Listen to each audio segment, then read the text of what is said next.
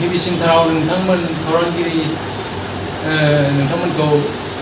आं NDFबनि जानानै गोसो गोरबोनि हामग्लायनाय आरो साबायखर बावनाय थाबाय। जोङो दिनै NDFबनि जानानै बे खौरांगिरि मेलखौ हरखाबै लानो गोनां जादों। बे लानो गोनां जानायनि जाहोनानो जाहैबाय थांनाय 14 बे सोलिफु दाननि 14 अक्ट'खालि क'क्राझार आरो चिरां बिथिंजाय जों NDFबफोरनि मुङाव बिसावरायग्रानि सिगनेचार होनानै मोनसे NDFबफोरनि फोरमान बिलाइ महरै सार्टिफिकेट राननाय जादों। दा आरो बे सार्टिफिकेटनि बिनिमयाव बिथांमोनहा साफायाव बा गांसे सार्टिफिकेटआव 500 राङै लानायखौ जों खोनानो मोनदों। आरो बिथांमोनहा बेखौ NDFबफोरनिफ्रायल' जे बे सार्टिफिकेटखौ रां लानानै जे होदों बे खोथा नङा। बिथांमोनहा गासै माखासे पाब्लिक सेंग्राफोरनिफ्रायबो बेबायदि साफायाव 500 रां लानानै बे सार्टिफिकेटखौ इसु खालामदों होननानै जों खोनानो मोनदों। आरो बिथांमोननि माखासे मिडियायाव बुंनायनिफ्राय जोङो मिथिनो मोनदों 25,000 बेबायदि इउथ्सफोरनो बेबायदि फोरमान बिलाइखौ रानगोन होननानै बिथांमोनहा बेबायदि बुंथिनायखौ जों नुनो मोनदों। दा अब्ला जोंहा NDFb हिसाबै जोंहा 25,000 गैया। जोङो गासै अल फेक्सन्सखौ जोङो हिसाब खालामोब्ला जोङो 4,000 सामथिं जों मोननो हायो। दा अब्ला सोरखौ लानानै बिथांमोना 25,000 बेबायदि NDFबनो बे फोरमान बिलाइखौ होनो टारगेट लादों जों बेखौ बुजिनो हायाखै। आरो बिथांमोना बे साफायाव 500 रां बेबायदि लानानै आरो खायसेनिफ्राय 500निफ्रायबो बारा लादों होननानैबो जों मिथिनो मोनदों। दा बै रांफोरखौ बिथांमोनहा मा खालामनो नागिरदों? आरो बे फोरमान बिलाइयाव जों नुनो मोनदों बिसावरायग्रा प्रेसिडेन्ट अफ फर्मार NDFb होननानै जों नुनो मोनदों। दा बेयाव जों बुंनांगौआ बेबो दा माने जोङो जुदि नंगुबै जेनुइन NDFबफोरनो बेखौ बै पुलिस मिलिटारि जबनि थाखाय जायहा फोरमान बिलाइ गैया बे फोरमान बिलाइ गैयैफोरनो थाखाय बेखौ होनो नागिरदोंब्ला बेखौ जों अल NDFबनि जायफोर प्रेसिडेन्टसफोर बिसोरनि बेवहाय सिगनेचार थानांगौमोन होननानै जों सानो। आरो बेवहाय सावरायग्रा अल NDFबनि प्रेसिडेन्ट नङाखाय बिथाङा प्रेसिडेन्ट अफ फर्मार NDFb होननानै लिरनो हाया। बिथाङा मानोना एस फेक्सननिसो प्रेसिडेन्ट। बेनिखायनो बिथांनो जुदि गभर्नमेन्टनिफ्राय अथराइज हरदोंब्लाबो NDFबफोरनो बेबायदि फोरमान बिलाइ राननो थाखाय बिथाङा गावनि फेक्सन NDFb एसनो होनो हायो। आरो अल NDFबनो होयोब्लाबो बिथाङा जेनुइन NDFबफोरनो होयोब्ला जोंहा बाहाय बुंनांगौ जेबो गैया। नाथाय जों सोंनांगौआ बिसो बे सार्टिफिकेटनि बिनिमयाव बिथांमोनहा बेबायदि रां लानायखौ मा खालामनो नागिरदों? आरो बिथांमोनहा मानो नन NDFब इउथ्सफोरनोबो मानो थाखाय NDFबनि सार्टिफिकेट होनानै मा फोरमायनो नागिरदों बा मा खालामनो नागिरदों? जों बिनि फिननायखौ जोङो मोननो लुबैयो। आरो फारसेथिंजाय जिहेतु आसाम गभर्नमेन्टआ बेबायदि पुलिस मिलिटारि जबनि थाखाय माखासे पस्ट डिक्लेयार खालामनायखौ बयबो मिथिनो मोनो। नाथाय बेयाव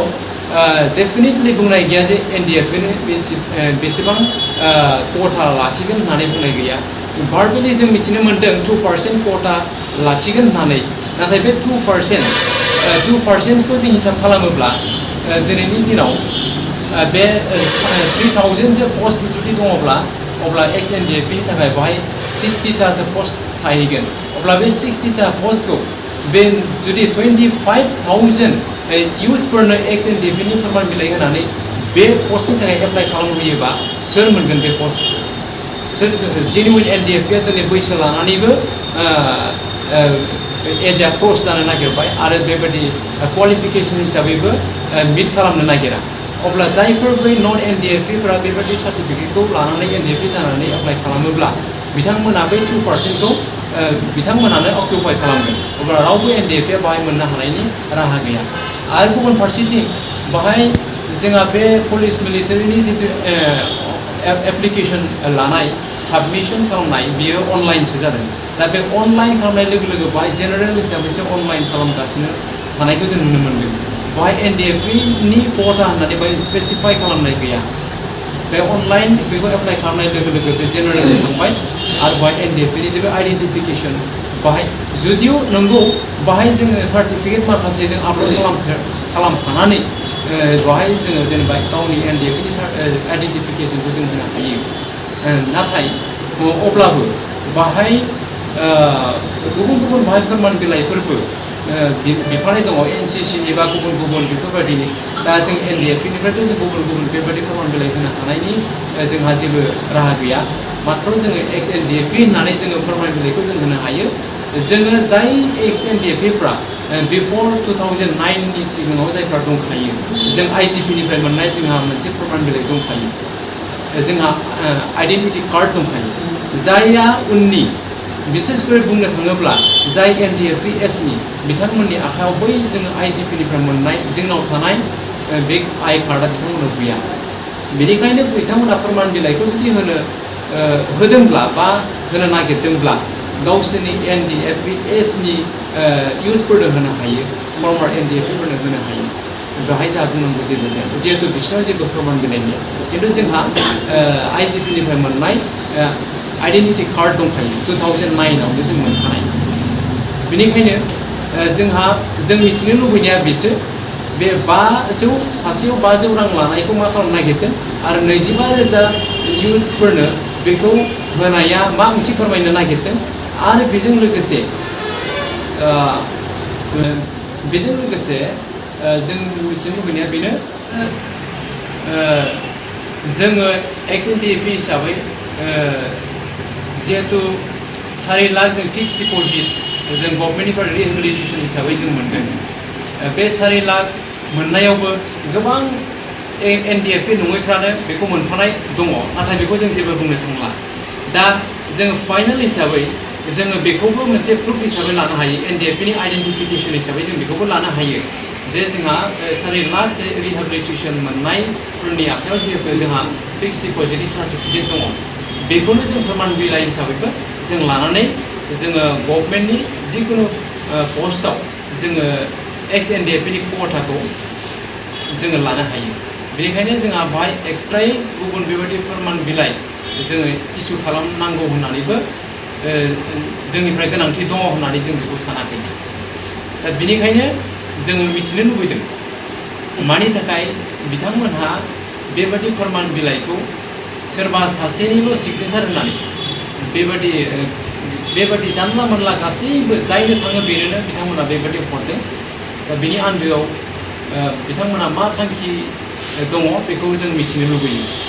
दा दिनैनि खौरांगिरि मेलनि गेजेरजों बिथांमोननिसिम जों बेखौनो सोंलु खालामो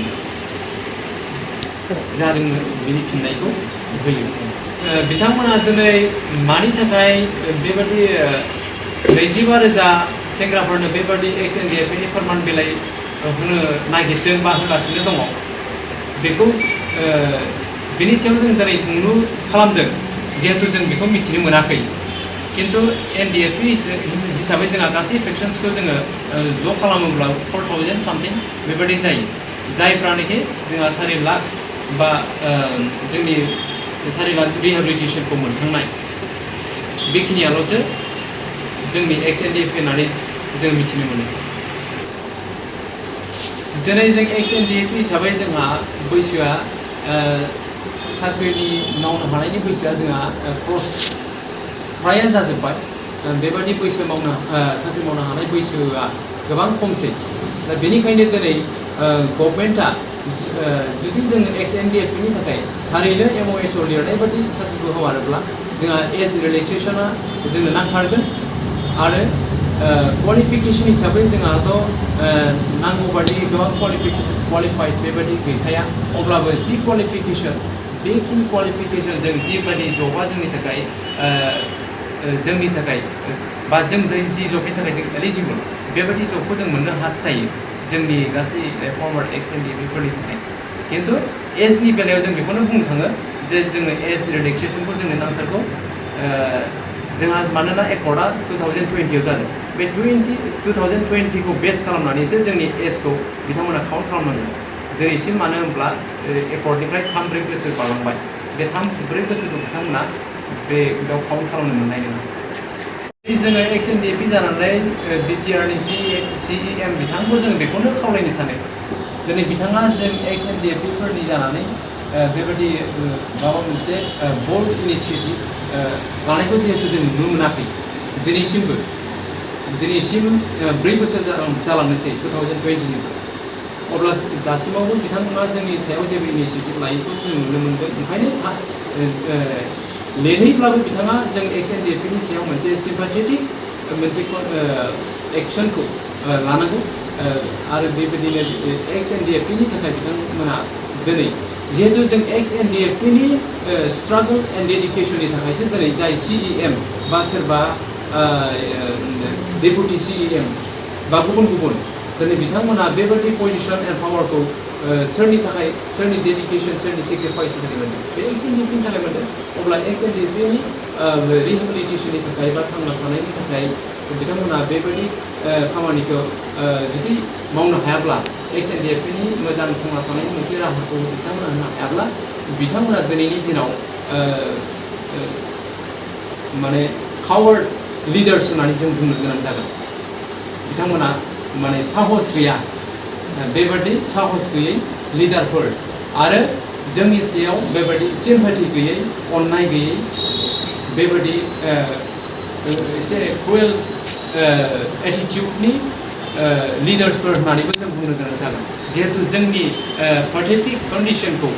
जोंनि दिनै एक्स एनडिएफबिफोरनि जिबायदि डिप्लरेबल कन्डिशन दुखुनांथाव माखासे जिउ खुंनाय बेफोरखौ नुनानैबो जुदि बिथांमोना एज ए हिउमेन हिसाबै जों जोंनि फारसे जुदि सिम्पेथाइज खालामनो रोङाब्ला अब्ला बिथांमोना हिउमेनिटी बेबायदि ग्राउन्डनिफ्राय जों नायोब्ला बिथांमोनहा दिनै बेबायदि हार्टेड बेबायदि लिडार्सफोर होननानै जों बुंनो गोनां जागोन नोंथांमोनना दिनै केसनि बेलायावथ' जोङो बेखौनो बुङो केसआ दिनै बेबायदि जोंथ' एकर्डनि सिङाव जों जेनेरेल एमनेस्टिनि थाखाय जोङो जिहेतु जोंहा गावनो लाफाखानाय दङमोन बे हिसाबैनो जोंहा एकर्डआ जोंनि एक्सपेक्टेसन बायदि जायाखैब्लाबो जि रोखोमनि एकर्डआ जायाथों मानो बे एकर्डनि थ्रुयैनो बे एमअएसनि थ्रुयैनो जोंनि गासैबो केसफ्रा उइथड्र जाजोबनांगौमोन नाथाय जायाखैसैब्लाबो दिनैसिम एमअएसआव जिहेतु लिरनाय दङ जे हेनास एन्ड नन हेनासनि बाथ्रा दा अब्ला दिनै नन हेनासफोरखौथ' इमिडियेटलि बेखौ उइथड्र खालामजोबगोन होननानै बुंनाय खोथा दंमोन नाथाय दिनैनि दिनाव बेवहाय जेबो मोनसे बेबायदि केसनि सायाव उइथड्रवाल खालामनायखौ जों नुनो मोनाखै नोंगौ मोनसे मोननै बेबायदि माखासे गावबा गाव इन्डिभिजुवेलि नांनानै माखासे केसफोरखौ बेबायदि सिफायनानै लाबाय खिन्थु बेबायदि एज ए हल एनडिएफबिनि एक्स एनडिएफबिफोरनि केसफोरखौ दिनै बेबायदि फोजोबस्रांनायनि बेबायदि राहा लामाखौ दिनै बिथांमोना बेबायदि गोख्रोङै लानायखौ जों नुनो मोनाखै दिनै जोंहा फाउन्डिं प्रेसिडेन्ट अफ एनडिएफबि जोंहा DR नावला बिथाङा दिनैसिमबो दङ बा लाइफ इमप्रिजनमेन्टआव कनभिक्ट जानानै दङ दा बेनि सायाव जोङो एक्स एनडिएफबिफ्रा गुबुन समाव गुबुन बेबायदि हाबाफारि लानायनि गेजेरजों गुबुन राहा लाबोदों बेखौ सफनायनि थाखाय नाथाय बेवहाय दिनै BTR गभर्नमेन्टआ जोंजों कअपारेट खालामाखै आरो बे बेलायाव दिनै बिथांमोना रिलाक्टेन्ट गोसो गैया इनडिफारेन्ट डिसइन्ट्रेस्टेड बेनिखायनो बिथांमोना बे खोथाखौनो बुङो जे बिफर एकर्ड बिथाङा कनभिक्टेड जाखानाय बेनिखायनो बिथांखौ BTR एकर्डनि गेजेरजों बेबायदि सफनो हानायनि राहा गैया होननानै बिथांमोना बुङो नाथाय जों एक्स एनडिएफबि जानानै बेखौनो जों बुङो जे जुदियो बिसोरो एकर्डनि सिङाव कनभिक्टेड जाखानायब्लाबो बे जों BTR गभर्नमेन्टआ जुदि जोंनि सायाव जों एनडिएफबिफोरनि सायाव एक्स एनडिएफबिफोरनि सायाव थारैनो गोथौयै सिन्था खालामनानै जोंजों जुदि सिम्पाथि बिथांमोना दङब्ला जोंनि फारसे बिथांमोना सलिडारिटि दङब्ला दिनै बिथांमोना माखासे इनिशिएटिभ लानायनि गेजेरजोंबो सक' होनो हानायनि बेबस्थाखौ खालामनो हायो बिथांमोना खिन्थु बेबायदि खालामाबासिनो बेबादि एमअएसनि गेजेरजों रावबो इनकार्सरेटेड एक्स एनडिएफबिफोरखौ रिलिज खालामनो हानायनि बेबस्था गैया होननानै बिथांमोनहा एरायनायखौसो जों नुनो मोनबाय थादों।